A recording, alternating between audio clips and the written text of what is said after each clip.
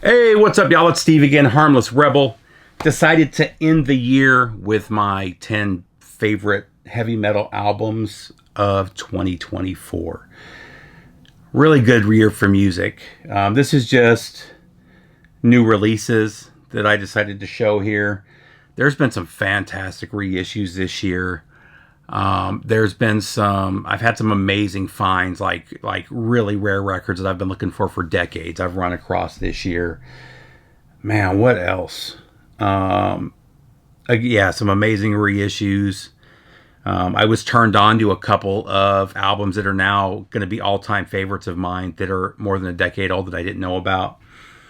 So it's been a really good year for me for music. So let's start off with a few honorable mentions. These are all albums that I really thought were going to make my list that just ended up getting bumped off. Let's see. Actually, one of these never would have made my list, but let me count real quick.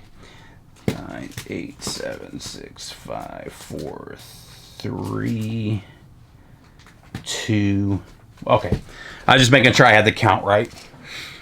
So I want to start off with probably the newest album on this list, and one that honestly I'm pretty disappointed with. I'm actually surprised how many people have had this as their number one or in their top 5 over some of these other albums that were also on their list. It's not a bad album. I don't know, man. It just kind of meanders for me. This is a band I love. This is actually my least favorite album from the band, which is kind of sad considering I like what they brought back. And that is, I forget the name of it. Last Will and Testament from the mighty Opeth. Now, I love Opeth. I love the artwork. I'm completely disappointed with the pressing. This is not the first one. For a band as big as Opeth is, every time their record label presses a record, I don't know if they go the cheapest route, but they're always noisy. All of my best Opeths are the MOVs. The MOVs all sound amazing, and all of my original pressings are not. So they really need to get with their record company and get it worked out. It's very disappointing how much noise is on these records, and it takes away from it. That said, I streamed this a few times just to make sure that it wasn't the vinyl noise that was distracting me from it. And I still have the same problem. The songs are just long and boring, which they've always had long songs. That's never been an issue for me. They just didn't do much for me. I do like that they've brought back the death metal vocals, which they haven't. What's it been 4 or 5 albums since they've had the death metal vocals. So it's nice to have that back. The Sorceress, I hated when it first came out. It's ended up becoming one of my favorite records. Had one metal riff on the entire record. So it's nice that the metal has been brought back in. The strings kind of take away from some of the songs too, where it would have been a lot better with just the musician, with just the drums, bass, and guitar. That's my 2 cents, though. I still wanted to mention it just because it's been on so many people's lists. But for me, I'm not saying it's a bad album. It's a good album, but it is my least favorite Opeth album. Next up is Patriarchs Black. So Patriarchs Black, you've got Dan Lorenzo from Hades, John Kelly from Death. I'm sorry, not from Death, from Typo Negative. This is a great album. Now, the reason this didn't make my list is because it technically came out in 2023. However, the vinyl pressing came out in 2024, so I didn't hear it till this year. But they also released another album this year, which I haven't heard yet either. So I decided not to put it on my list. Really cool, though. The music's fantastic. Every song has a different singer, which I like all but one of the songs. So the fact that there's different singers doesn't really take that much away. But it's still... I'd prefer them to have just a steady band, even with just the same songs. I think it would be better done. Beautiful artwork. I don't know how well you can see it with all the the light. But next up, I really thought this one was going to make my list because this is a favorite of mine. Their last album was my #1 of the year in 2020 or so, whenever it came out. I don't remember off the top of my head. But this is Mind Burns Alive from Pallbearer. Really, really dug this one.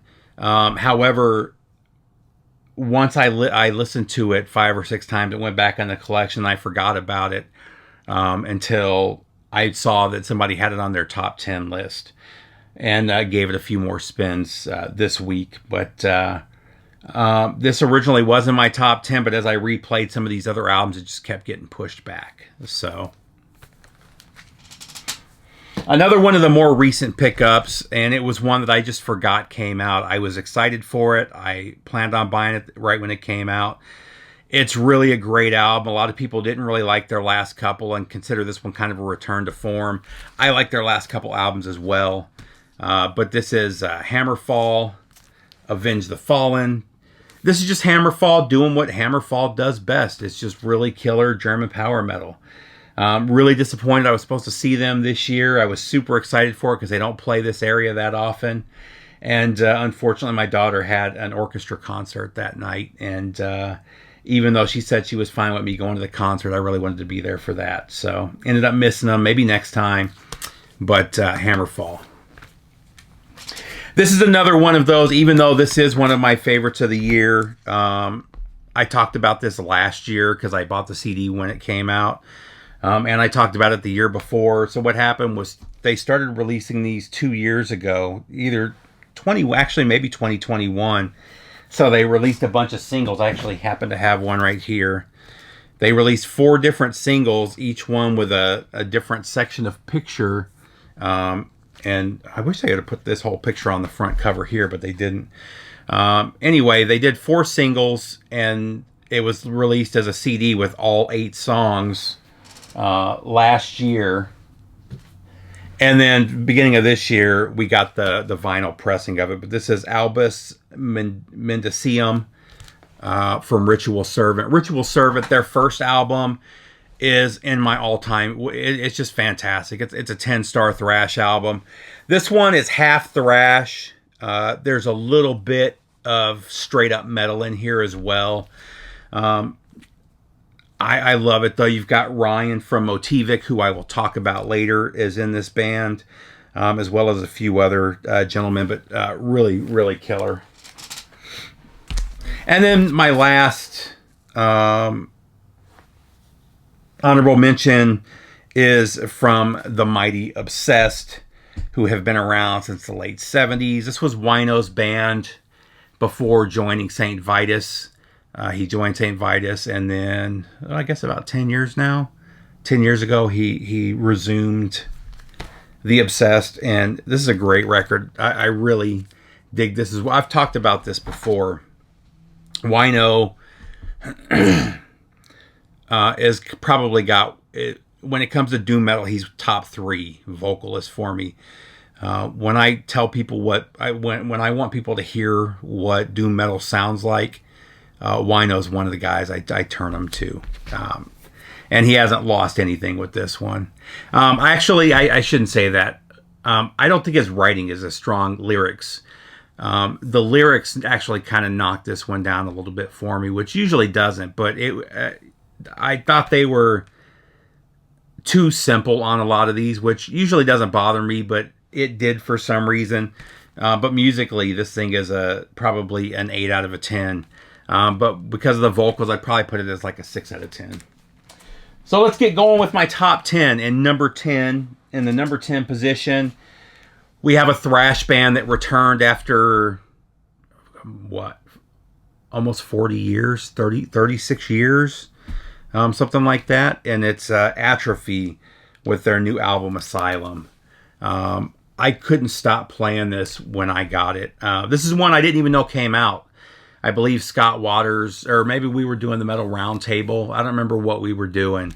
But somebody mentioned this one to me, or they showed it, and I ordered it right while they were showing it. Before they were done showing the record, it was already in my Amazon basket on the way here. So Just fantastic thrash. They picked up right where they left off in 1988. Just a killer old school thrash from one of the legendary bands.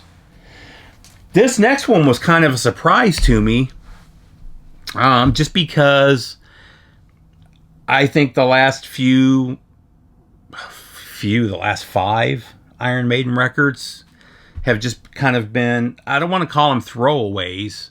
I enjoyed listening to them when they first came out, but after listening to them 3-4 times, they went on the shelves, and they haven't been touched since. So I wasn't expecting much from Bruce Dickinson's solo album. This thing is fantastic. So at number 9, we've got the Mandrake Project from Bruce Dickinson. Just really killer. Highly recommend picking this one up. Really dig it. I don't know if they still have it, but I think... trying to think of the name of that website. Newberry Comics, I believe. You can buy the record, and it comes with a signed postcard from Bruce Dickinson. Another one, highly recommend checking out. Number 8. These guys, every time they release a record, it makes my list. They just, I say they, it's basically one guy. It's basically Trevor Church that does everything on these records. He might bring in a drummer to the studio, but he writes everything. It's all him, and then he's got a band that goes on tour with him, kind of like Chris Black from High Spirits. But man, you can't go wrong with any of the Haunt records. I love all of them. When I saw that he was covering "Send Me an Angel," the '80s song, I thought I was going to suck, and I thought I was going to hate the record. I actually really enjoy it.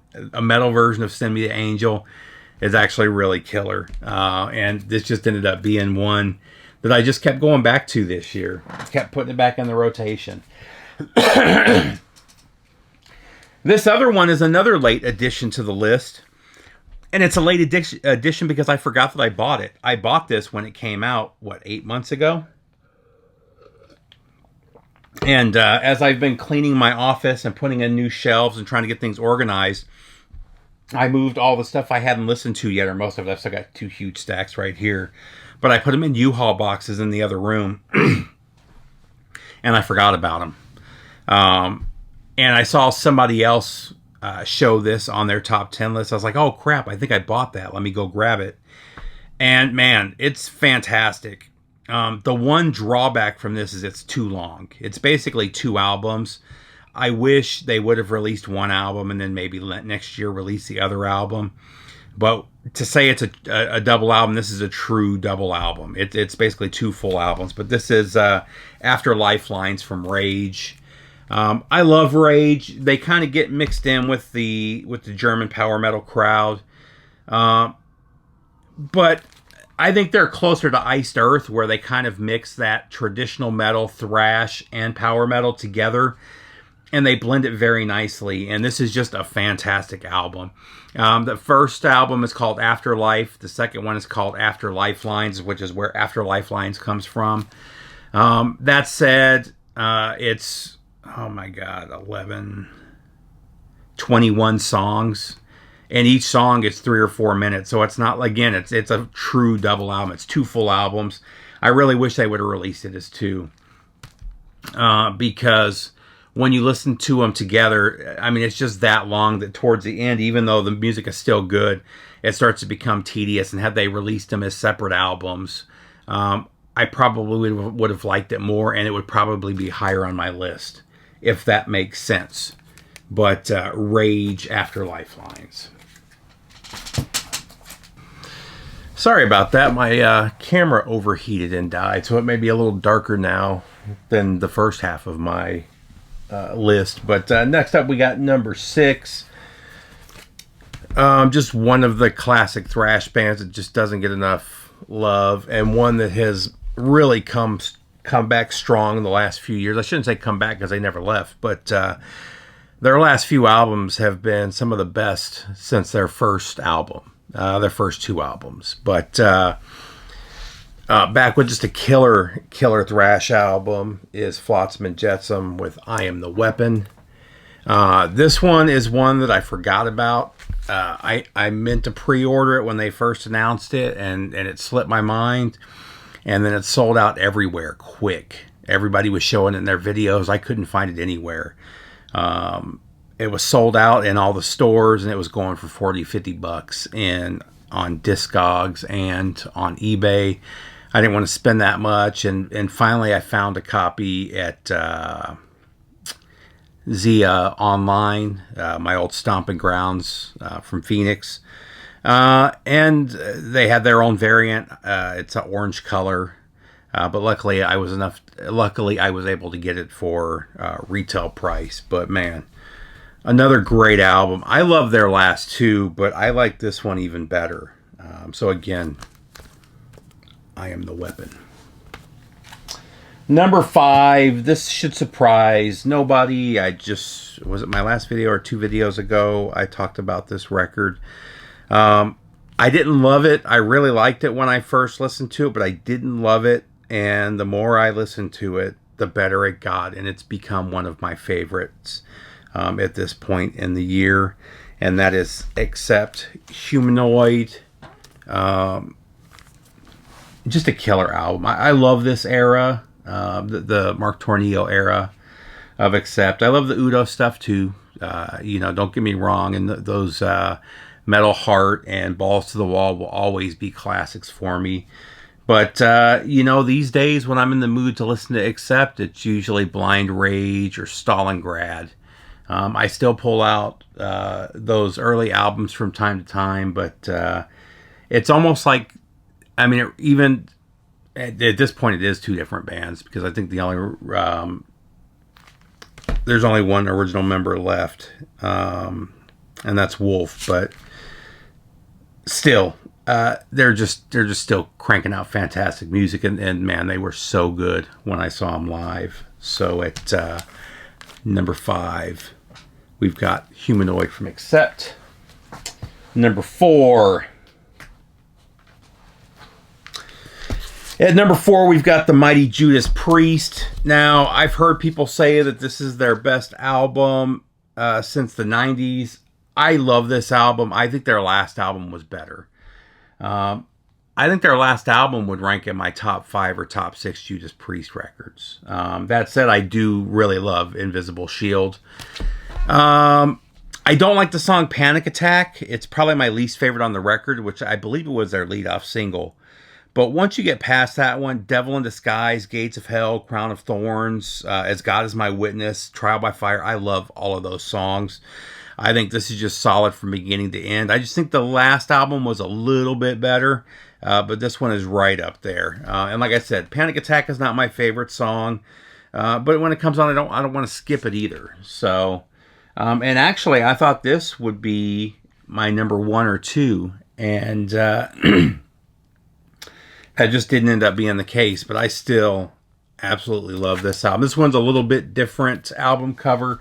This was the version of the record that you could buy through the Judas Priest website that came with the 7-inch single. It's just black vinyl, but it's got a variant cover, and it's going for crazy money now. I think this is going for like $150 or $160 because they did a limited run with the 7-inch. But man, super glad I was able to get this one. Number 3, man, I just keep coming back to this record. This is one of my all-time favorite bands. I love everything that they've released. Even, for there was a good, from like 92 to 2015 that almost nobody was listening to the band, and I was still buying album after album. And I'm so glad they're still around, although under a slightly different name.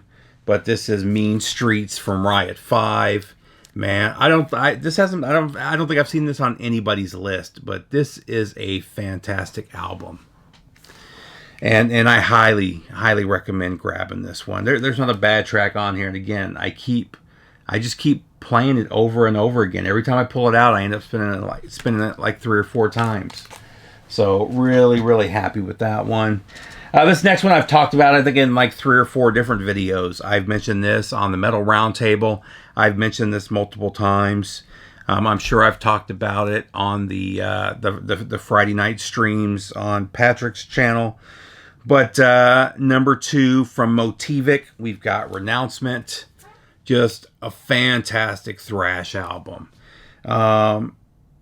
This is a local band from here in Georgia. It's actually only 2 guys. And man, they absolutely kill. I liked their first album, Death of a Gunman. I thought it was something really different and really cool. And I really didn't know how they were going to top that one, but boy, did they ever. And I can't wait to see what else we get from this band. If you just love old school killer thrash, check out Motivic. Just fantastic. Now, before we get to number 1, I want to mention 2 more records. These would have been number 2 and number 3 on my list if they were new records. One of them technically is, and the other one is technically a comp. I've talked about this probably 100 times over the years. My all-time favorite thrash record and one of my all-time favorite records is Schizophrenia from Sepultura.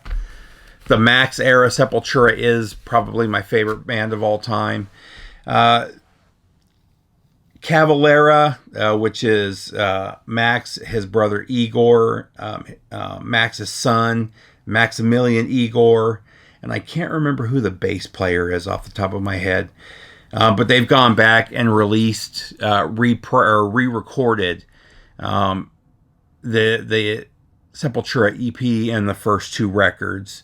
And I'm so glad they did.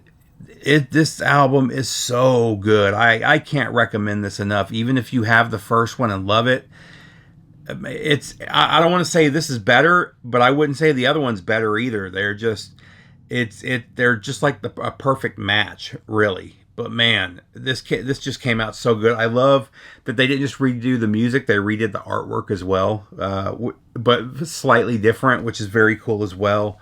But Schizophrenia from Cavalera. This would have been my number 2 pick, if not for the fact that it's a re-recording of an older album. Okay, sorry about that. So lead guitar was Travis Stone, and then Igor Amadeus, which is... Did I say? I said Maximilian. Maximilian is Max Cavalera's name. Igor Amadeus Cavalera is on bass. That's Max's son. But man, every time I pull this out, I spin it 3 or 4 times. It's just, I love it. I can't wait to see him again. They're going to be here in a few months doing Cavalera. I haven't seen what the set's going to be, if they're going to start doing the next album. I honestly hope that they re-record all of the Cavalera era Sepultura albums. I love the originals. I have the originals. I want the repress or the re-recordings as well. That's how good the band sounds now. It's amazing how good they sound. This next one, I thought this was a new album, and I played this nonstop for a couple of weeks before I found out that this was actually originally an EP from like 2002, and then a few other songs that they were either a single or from a comp. I can't remember what the other songs were, but this is Tango and Thrash from Municipal Waste. Man, this thing is so good. This is just killer crossover thrash.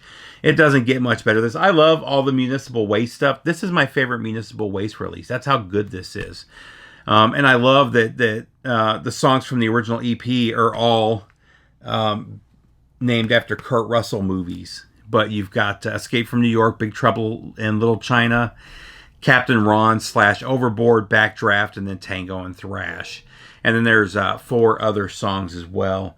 The artwork on here is all fantastic. You've got the truck from Big Trouble in Little China.